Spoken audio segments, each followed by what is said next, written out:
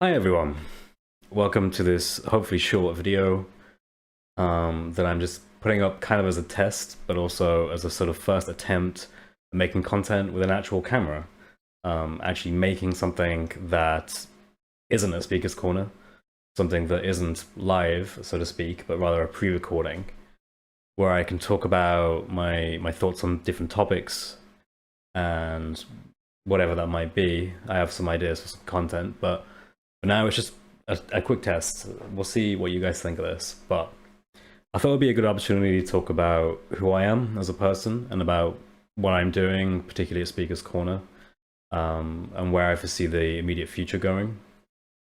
So, as you guys know, my name's Chris, and you're watching this at Chris's Speaker's Corner. And if you are watching this, you've probably seen me either on this channel or most likely on SOCO Films as part of the SOCO team at Speaker's Corner on most Sundays, debating and preaching the gospel. As you can imagine, because of the makeup of Speaker's Corner, predominantly most debates are actually happening with Muslims. So we debate the Dawah teams, we debate the Da'i, we debate any sheikhs that are there or anyone who claims to be a person of knowledge. And we also talk to just average Muslims who have gone into the park, who are open-minded, who are sincere, who are looking for the truth, who want to have an intellectual conversation about their faith and about Christianity, and to make a kind of comparison between them to see which one is more likely to be true, which one is the truth, which one actually represents the objective world clearer, and which one is perhaps not so much, to put it lightly. So I have always had a background since I became a Christian in apologetics and polemics. It's always been something I was interested in because I've always been interested in questions of science, questions of philosophy, questions of history. So I always had an academic interest, and I wanted to take that interest and to see exactly where does that fit in the context of Christianity. When I first became a Christian, one of the first things I did was I started reading a lot. I read many books talking about I guess you said, the scientific landscape for a Christian. What does that mean? What do we mean when we talk about questions of evolution and questions of creationism? What does it mean when we talk about literal aspects of theology compared to taking things figuratively or poetically or whatever it might be? And that absolutely fascinated me, and I spent many years just reading different books, trying to learn as much as I could. And there was never any immediate attempt for years and years to aim this at anyone other than atheists. It was a pure attempt to mostly relate to those who were in my immediate circle, and that was either agnostics, atheists, spiritualists, or anywhere in between. But it was never aimed at sort of an Islamic background. It was always in the context of people who would be more skeptical to religion as the concept rather than just be a different religion. So I did that for many years, and I think eventually I sort of I was happy with it. I was happy with what I was learning, although I very much love the debates. I love the kind of academic style of debate. So for me, Speaker's Corner, it's a totally new thing because I'm not arguing like in an academic setting. I'm arguing with people who are just going to speak over you and who are just going to interrupt you at any point, who honestly think that yelling Allahu Akbar or Takbir is a genuine counter argument. And there's been a lot of over the last few months of trying to learn how to deal with that and learning how to better suit in to Speaker's Corner, because it's not my forte, what was comfortable to me. It was very foreign to me. But that being said, though, what led me to Speaker's Corner was a slow journey, and it actually started in around 2015. And it started in 2015 because I was introduced, and I'm pretty sure it was by the YouTube algorithm. I don't think it was by anyone I knew, but I was introduced to someone who was giving a presentation to a live audience, about the history of Islam.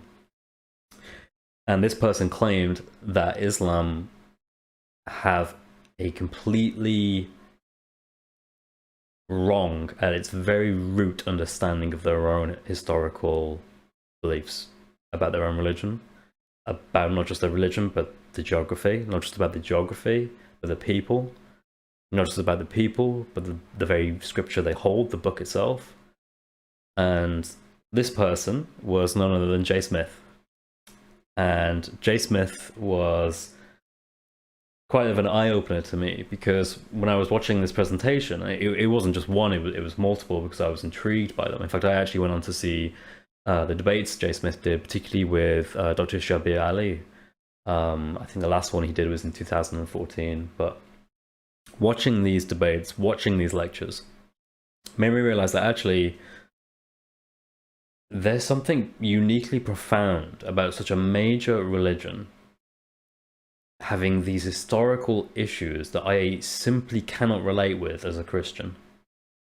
There was never any question for me as a Christian, or really for any Christian who studies into this, about whether or not Jesus existed. There's not even you end up with fringe Jesus mythicists, and that's as close as you get. A mainstream scholarship of every branch will say that that's silly. There was never any question that Jerusalem actually existed at the time of Jesus. There was never any question about whether or not Jerusalem could provide enough water to sustain thousands of people there. There was never any question about geography that was permeant to the faith, to the very center of the faith. But with Islam, that was different. With Islam, there were questions that I think, at least the way that Jay Smith was phrasing them, I thought, if that's true, if that really is the case, then that is profound. It is profound because there is an entire religion that has not yet done a full academic search into its own history. With Christianity, I guess I became too comfortable with my own faith and my own understandings, because I was used to seeing at least 300 years of academic scholarship into the New Testament accounts, into the four Gospels, into the letters of Paul, into knowing who Jesus was. I mean, we have an entire historic approach championed by people like Bart Ehrman, who steer rigorously to that historical approach and won't accept anything that's not a part of it, anything that's just tradition. But we still have that historical approach as a strong foundation to build up on.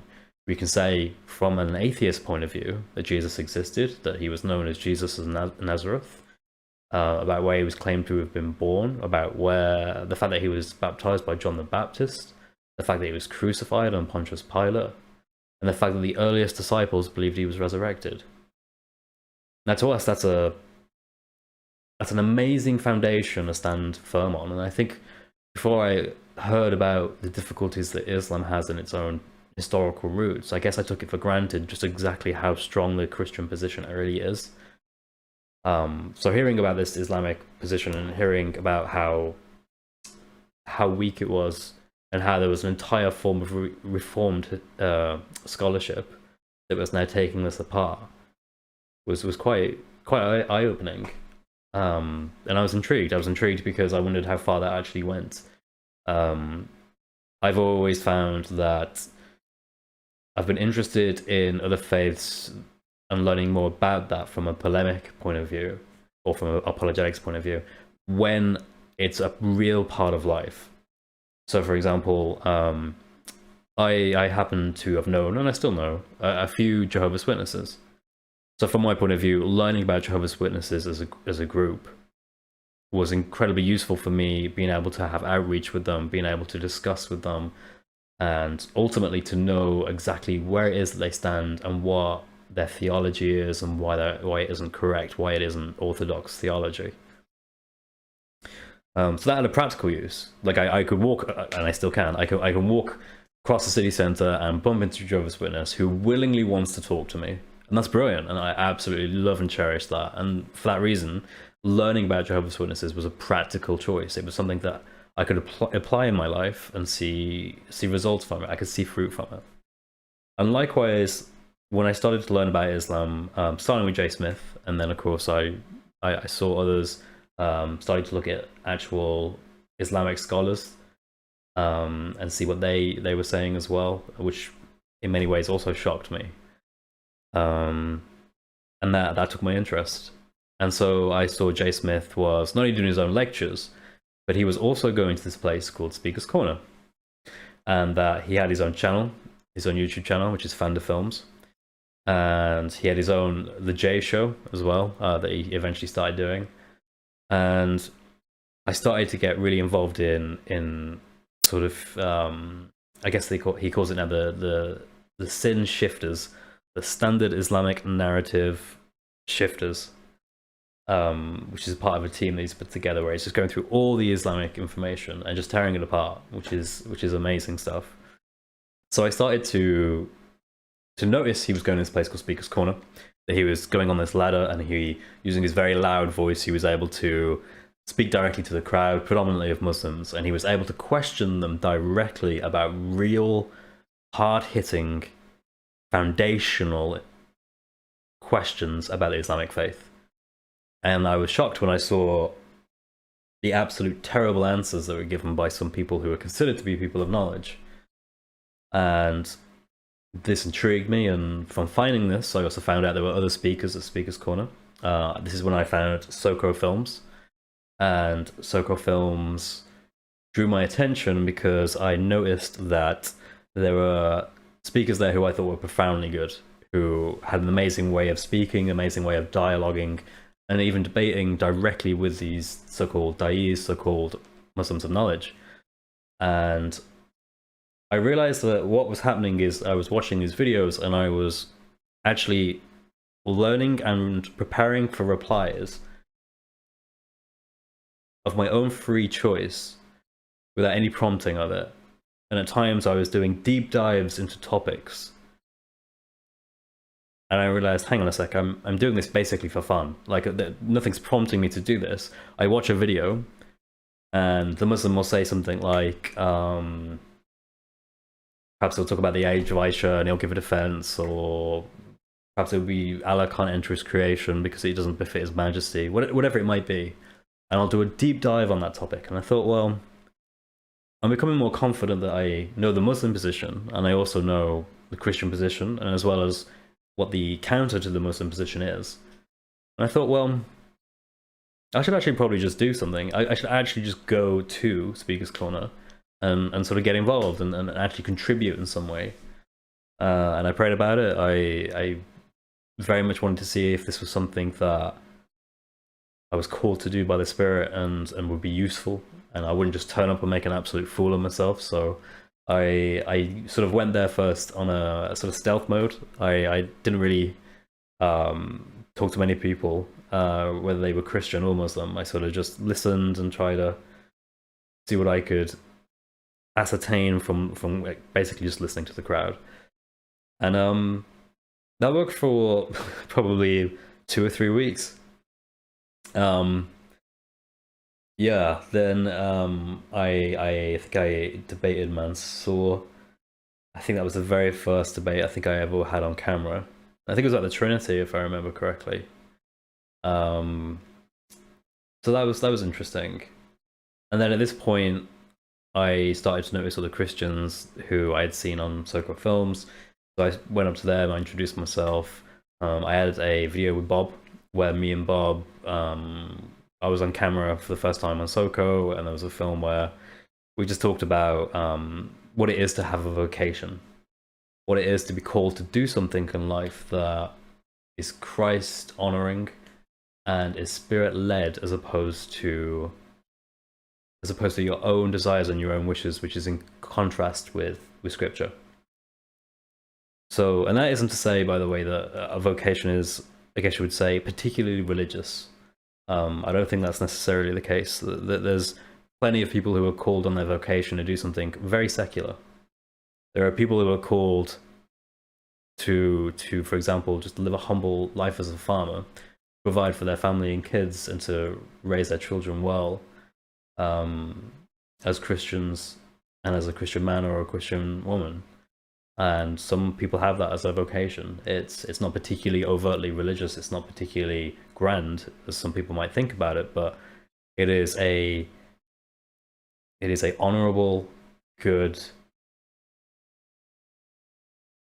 and heartfelt vocation in the Lord, and that's good. But I digress. So I was at SOCO. I was at Speaker's Corner. Sorry. Introduced myself to Bob. Reflected upon the things that he said about what it means to have this vocation and whether or not this is something I could actually sort of devote my time to, and whether or not it was right for me to devote my time to it. So that was, I think, practice probably about a month, a bit more than a month of reflection. I was still coming to Speaker's Corner at the time, and I was also still studying, an immense amount of study. As you can imagine, when you're engaging with either dais or whether it's atheists or other, even heretical Christians, you have to constantly look into study and make sure that you're always aware of these particular topics, having an opinion, having a knowledge of references in your head that you can pull up if you can. And that gets particularly challenging with Islam because their sunnah is quite substantial. So you not only have to remember references in the Quran, you then have to contrast it with an entirely new group of literature, which is the Sunnah. And then you have to remember not just the Sunnah, what the Sunnah says, but then you have to remember the grade of the Sunnah. You have to remember the particular book it comes from, and then you have to remember the particular reference for it. So it's a ton of memorization, which is fun, and you're always engaged in that and always learning and always trying to remember more than you previously could. But so it was through this that I came to realize that God has always seemingly been putting me in a position where I'm called to engage intellectually with topics, whether that's apologetics, Christian apologetics, or whether that's polemics either against atheism or now seemingly against Islam. And I'm exploring that to its fullest, and that's why I have this YouTube channel now. So I have a place to put my content and to sort of share what's going on at Speaker's Corner, to share a message of the gospel, and to share a polemic against those who think that the Christian message isn't intellectual, or that the Christian message is somehow trumped by a different message. Because I wholeheartedly believe that that's not the case. The Christian message stands supreme compared to any other message, compared to any secular message, or compared to any Islamic message, compared to any ideology that you can think of. Christianity stands supreme. And that's kind of a short video really about how I kind of came to Speaker's Corner. As you can imagine, my demeanor isn't particularly, I guess you'd say, on the aggressive side of things, or more aggressive side of things. I'm quite sort of cool and relaxed about how I engage. I try to keep a level head, and I think that actually came from a lot of experience with people who they themselves wouldn't be able to keep calm, and you can kind of tell in the dialogue, you can kind of pick up on that. And I always thought that if I lose an argument, at the very least I'll keep my character, I'll keep my head. I won't yell at people, I won't scream at people, I won't start just insulting them and calling them horrible names and stuff like that. And I always thought that in and of itself is actually a polemic. If you can keep your character, then you have kind of I guess you'd say a confidence and a calmness that is more convincing than some arguments that will be made against you, simply on that merit alone. And given the weakness of many arguments that are made against Christians, particularly from the dais at the corner, so sometimes I think it's actually good enough just to keep calm and to understand that as Christians we have the truth and Islam doesn't. And for that reason, there isn't anything to fear. We just need to be willing to listen, to speak boldly and proclaim the truth, and to never give in to falsehood, and to take every false philosophy captive, and to replace it with the truth of the Christian message. And that truth is Lord Jesus Christ. I think, I think so far things are going really good. And with the grace of God, things will continue to be good. And we'll see where this channel goes, what kind of content I'm going to be making soon. I'm not sold on this format. It is basically just me talking to a camera with a microphone. I have some ideas about mixing this up with some particular topics that I'll research, and I'll start showing stuff on screen. Again, possibly live streams as well in the future. So we'll see how that goes. But thanks for listening, and I'm sure I'll see you again soon. Bye-bye.